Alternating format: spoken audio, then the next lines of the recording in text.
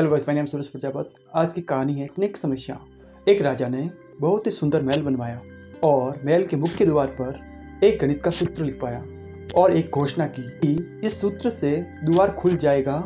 साथ ही ये घोषणा करवाई गई कि जो भी इस सूत्र को हल करके द्वार को खोलेगा उसे अपना उत्तराधिकारी बनाऊंगा। राज्य के बड़े बड़े गणितज्ञ वहाँ आए और लौट गए। किसी को भी यह सूत्र समझ ही नहीं आया। आखिरी दिन आ चुका था।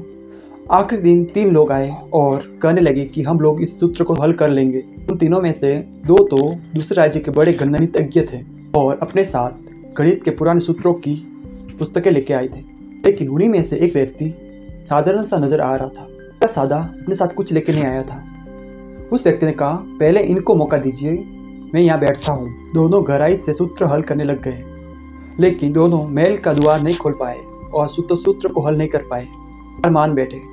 अंत में तीसरा व्यक्ति को बुलाया गया जो पास में बैठा था। उसे कहा गया कि अब तुम सूत्र को हल करो। वह व्यक्ति ध्यान में बैठा था। उसने आंखें खोली, एक मुस्कुराहट के साथ द्वार की ओर बढ़ा। उस व्यक्ति ने धीरे से द्वार को धकेला और एक क्या द्वार खुल गया। राजा ने पूछा उस व्यक्ति से कि ये कैसे किया।